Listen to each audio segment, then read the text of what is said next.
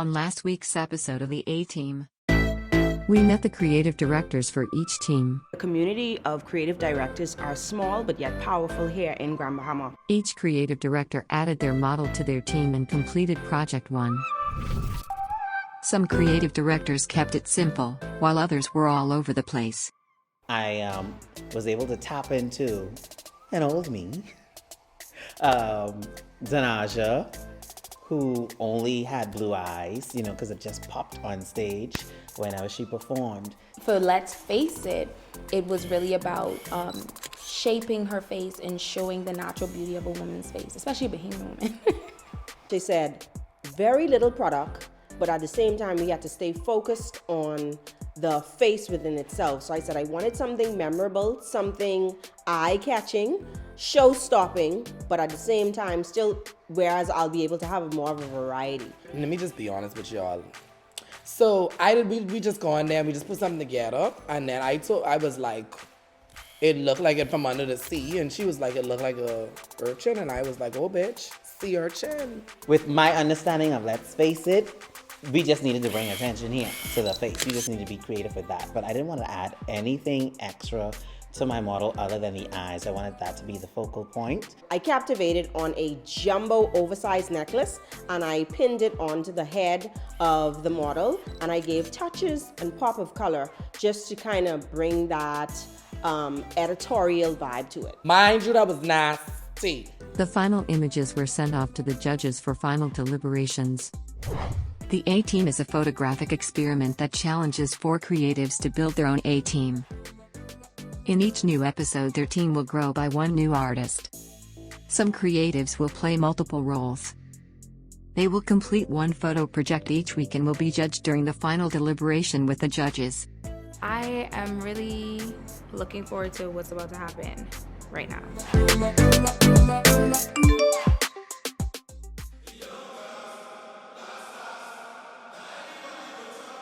I'm out and about now, just picking up and going through items. So I'm here, look. Y'all know me. I get all I could get or do whatever I could do. This is trust the process. I gotta go. See y'all later.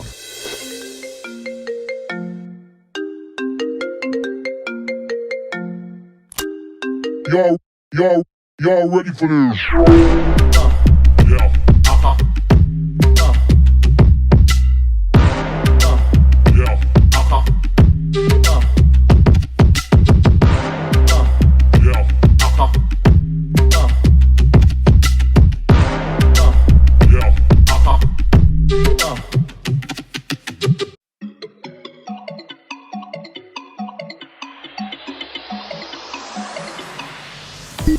New message. Welcome back to the A-Team. Prepare for Project 2. You may need to collaborate with a hairstylist for this project.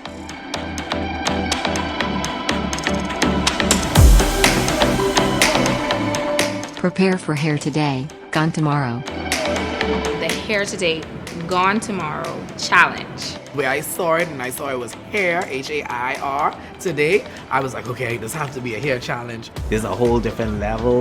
Like, bitch, you at a hair show almost. The challenge that I just prepared for is Hair Today, Gone Tomorrow. In this hair challenge, each team will have 20 minutes to complete their photo project. It's me again, guys. So this time you're seeing me play the role of the hairstylist. Sometimes as an A-Team, you have to do the job, and maybe that's all of the job. Everybody calls me Shika. I have actually been a hairstylist from the age of 13. I'm here with the creative director, Daydon Charlton. Me and that particular stylist that I worked with, we spoke about this prior to, which was many years ago. I think we did something pertaining to the Bahamas. And I was like, do you think you could do this? She was like, you always have something in your hair, girl. And she was like, boy, I don't know. I said, well, I know. I said, well, this is what I could do. I can go get the hair, I can find a way, I can make this happen. So she's like, yeah, I don't have a problem doing it. Our silvery boy, we like to look good.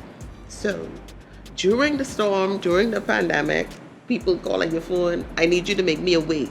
This is good for us because I don't actually have to encounter you with COVID. First of all,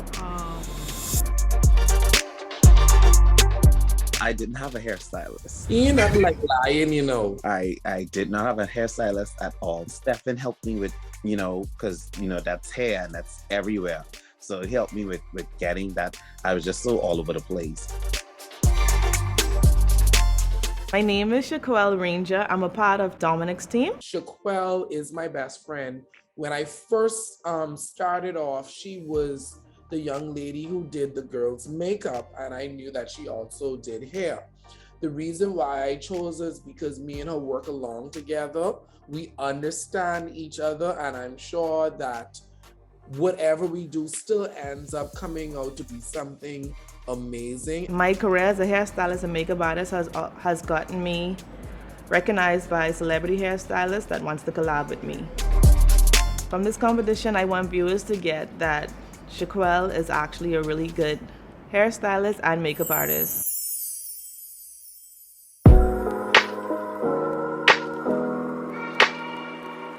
I'm here to show everyone what I'm actually made of. Let them get an opportunity to see the next side of me. As a little boy, I always wanted to be an architect. I never had that opportunity to, and I started to play with pastry and stuff. I can remember at the age of 14 years old, a family member would have come to me and was like, oh, I'm gonna pay for you to go to school. You were gonna have the opportunity to go to school. And I was like, this is so exciting. With me being comfortable being who I am, that opportunity was taken away from me in regards to me going to school because of my lifestyle that I live. It was a hard time for me. I can remember going into deep depression for maybe about 2 to 3 years. I always was creative. A lot of people who are aware of my mother, she was also creative as well. She was very good in calligraphy. She used to sign, write the names on diplomas for schools. If anyone don't know who my mom is, she is Alicia Russell, the lady who's in the R&D Plaza as we speak. She has schizophrenia and she is on drugs as well, but another dampened part of my life. But I always was a young man who always wanted more for my life. I always tried to make up for me and my mom.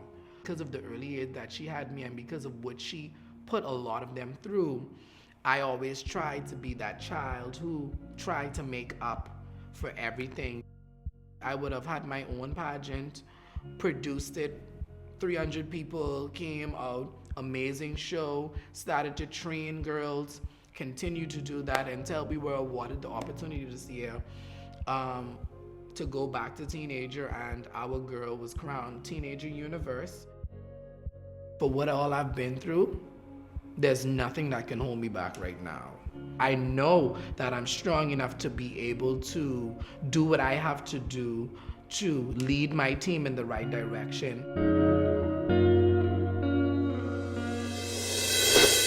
Hey guys, it's Drea and you're watching The A-Team.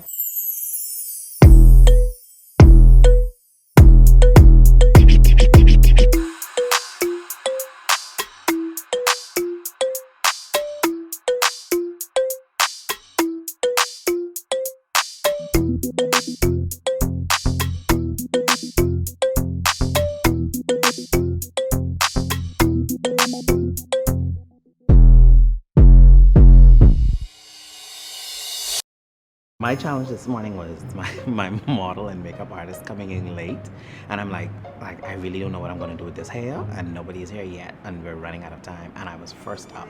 I didn't have my model or anybody to work with, so I was just sitting there just watching everybody work, and seeing what they were pulling out. I was like,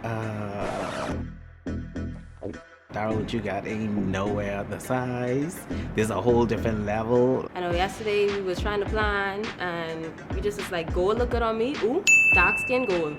And then they started putting balls and cutting and I was just like, okay.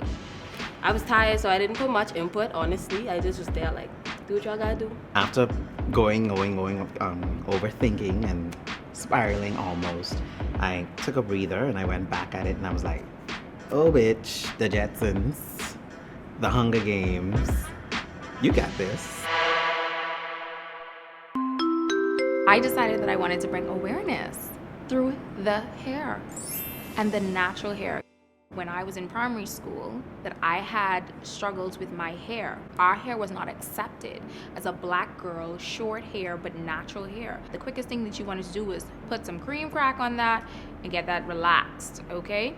So I was working with my model Olympia today, and she has beautiful natural hair, and I decided that I didn't want to do anything extra to that except put the charger and a chain in her hair because I wanted to bring awareness to what we live like today as a society.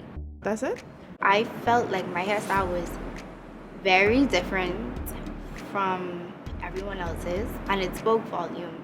And it has a message behind it that should be an eye-opener to everyone to connect more with individuals and build relationships instead of relying on technology. We're chained to our technology. We can't live without it. So it's running through our brains. It's the first thing that we think about. The last thing that we do not want, missing is our charger. Because everything that we do, we need to stay what? Charged up. Here today, as in the community of Grand Bahama, I know that we went through the storm and everything, and we're still rebuilding back basically from that end of it. I feel like when you are creating a piece for any production, you should always have a story. Someone should be able to look at your piece and say, this has a purpose, this speaks volume, there's something behind this piece. My story actually touches, because each and every person pretty much who is probably in the competition, who is in this room taking part, everybody felt some part of the storm. I said, we need to do something with this hair that speaks about, how we've been damaged as people and as a nation from the storm, but we're now recovering. So when I saw hair today, gone tomorrow, I said, you know what, that's perfect for it, because we have persons that were here one day and they were actually gone. It looks like a tragedy on my head because one side is the whole hurricane and nothing was after, like when the hurricane strike, everything, people lost everything that they had just yesterday. And then the flag is that we're strong, we went through it, but we're fighting and we're looking on the brighter side, hence my yellow eyes over here. Because I create things in my mind, I kind of know exactly how I want it to be, and I create basically as I go. So it kind of flowed for me, and I just kind of went with it. I don't know if because the emotion of what it is that I experienced, it kind of happened quickly and I finished in the time frame that I needed to. Everything kind of build as we go. So she'll have the idea and she'll start putting it together, but something always clicks in her head. She always think of something, so nothing is really set in stone until it is done. Something could change like in the middle, just like how she just sent him outside to look for bush, and now I have bush in my hair. So we decided to do a bag. It may not be visible, but I am in an immense amount of pain. We did a beautiful side of a bag, like a brand new young lady, as well into the face. So it was a young, vibrant new look. And on this side was going into the old vintage look. This entire thing is made out of hair, and the concept was for me to be transitioning from a young, beautiful girl into an old, blossoming lady. You know, how do you think that ties into the hair today going? Hair today going tomorrow is I don't even know how to go in here. First one with all the hair and stuff, let me tell you something, because people was looking at us and people was being shady with us. Because somebody was like, oh, this mattress on her head, they think I had. I'm talking about my mattress on my head. That's the mattress would float straight from the hurricane off her head. But that's fine. Everything cool. I ain't say nothing but the Tory gates on her head, but it's totally fine. What I really want people to get an understanding of, or to gain an understanding of, is that if you don't choose your own natural hair today, then you will be gone tomorrow.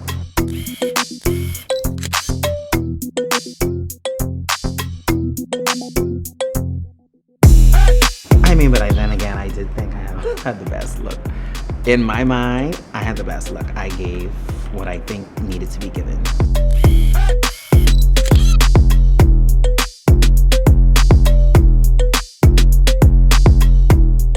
In future, we'd be going down that swerve. We're gonna have some curves, we're gonna have some turns, but we're looking at the bright side of things. I think it should do pretty well.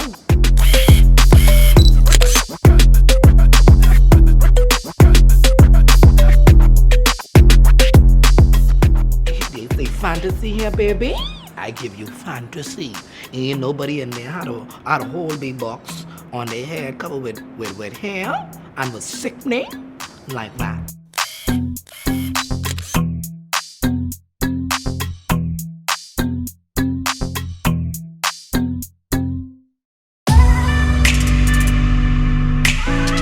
The images from tonight's challenge have been sent off to the judges for final deliberation.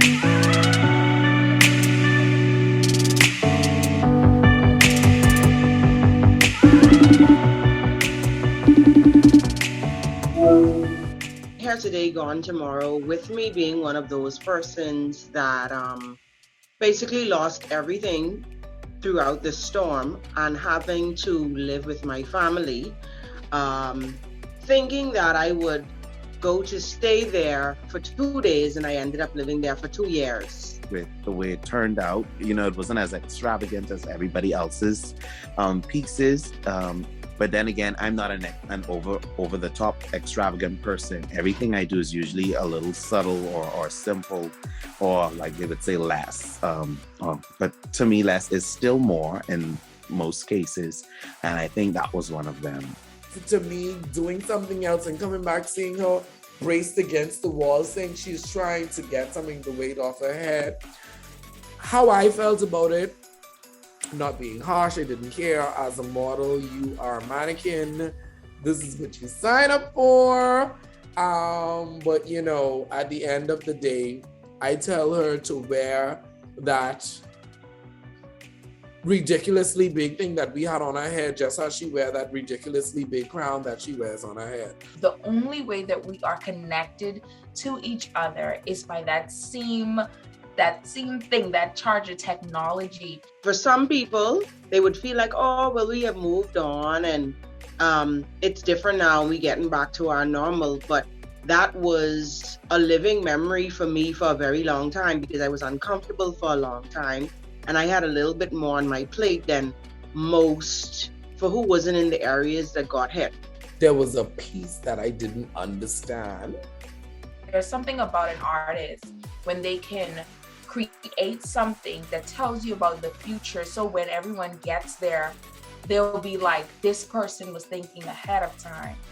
It's going to make sense a few years from now. It just was a lot of things and a lot of pieces. It just was confusing.